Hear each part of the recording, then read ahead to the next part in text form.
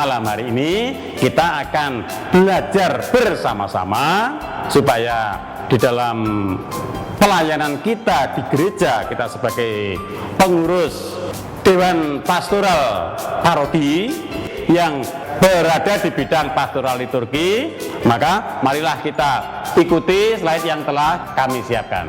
Keuskupan kita mempunyai arah dasar, yaitu yang dicanangkan selama 10 tahun.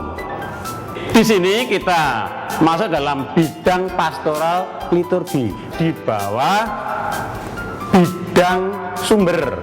Bidang sumber itu meliputi liturgi, katekese, kemudian kitab suci. Nah, kita di sini adalah yang dari bidang pastoral liturgi.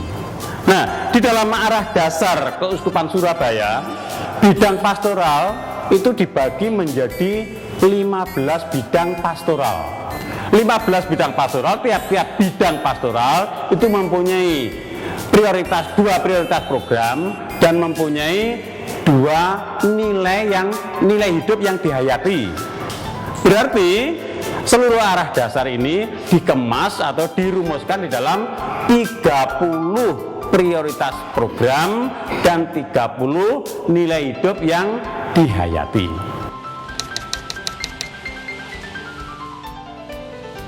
Jadi ini adalah lambang Keuskupan Surabaya yang dibuat oleh Uskup Surabaya. Dalam membuat desain lambang ini, beliau mempunyai suatu tujuan tertentu. Mengapa membuat lambang seperti itu? Mari kita lihat. Nah, di situ ada apa? Ada topi, kemudian jangkar dan salib, ada piala dan hosti, ada tongkat penggembalaan, kemudian padi, kapas, daun zaitun, tugu pahlawan. Nah, ini baru yang kita katakan apa tadi? Moto. Apa ini? Utetan Abundantius Habien. Itu diambil dari Yohanes 10. Ya. Nah, kita lanjutkan. Topi dan tali pengikat gembala dan jumbai bersusun 3 itu berwarna hijau adalah lambang jabatan episkopal tradisional gereja untuk menjabat pelayan uskup. Disyaratkan bahwa jabatan ini adalah jabatan pelayanan, bukan kuasa. Jadi bukan mahkota atau bukan sabuk kehormatan, bukan tanda pangkat, tetapi adalah simbol pelayanan. Nah, untaian tali pengikat pinggang gembala domba dirangkai membentuk huruf M, mengisyaratkan siapa? Perlindungan Bunda Maria sebagai Bunda Gereja dan teladan iman. Ini yang pertama. Lalu yang kedua, perisai jabatan ini digambarkan dengan lambang penampang kapal. Ini kalau kita melihat kapal itu lurus dari depan, ya seperti ini. Melambangkan apa?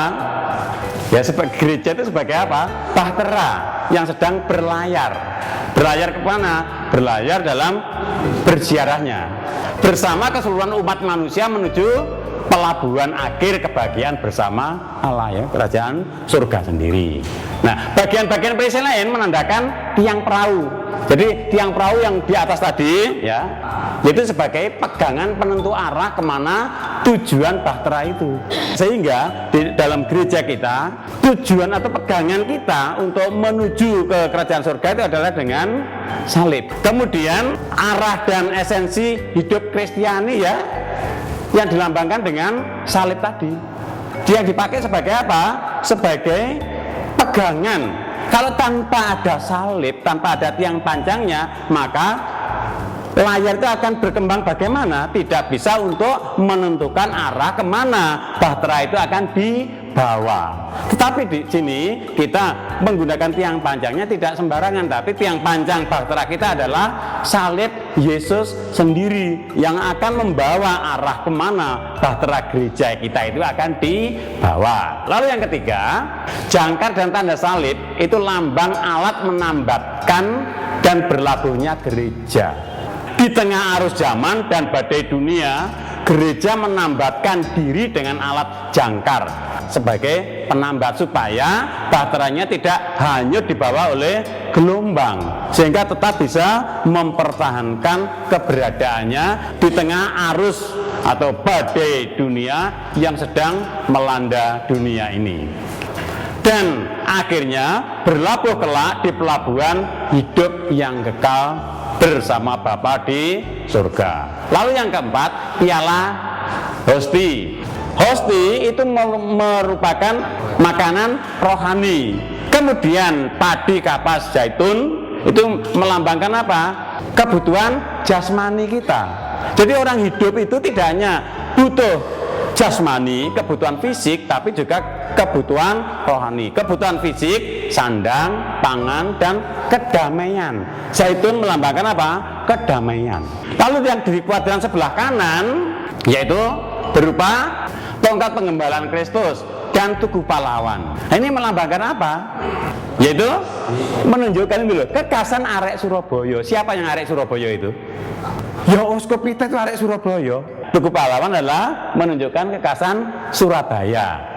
Nah, berarti arek Surabaya berani berkorban untuk karya penebusan, mengabdikan diri sepenuhnya seumur hidupnya untuk pelayanan di gereja, menggembalakan umat keuskupan Surabaya. Kemudian yang keenam, pita dengan warna biru laut, yaitu lambang arus gelombang perjuangan hidup dengan tulisan bahasa Latinnya Ut vitam abundantius habien. Aku datang supaya mereka mempunyai hidup dan mempunyai dalam segala kelimpahan. Jadi moto Uskup kita, jadi mengisyaratkan arah hidup Kristiani yang beriman akan Kristus yang memberi hidup ilahi sudah sejak hidup di dunia. Akhirnya kalau kita melihat secara keseluruhan, lambang Uskup kita yaitu masuk dalam matrik segitiga cembung.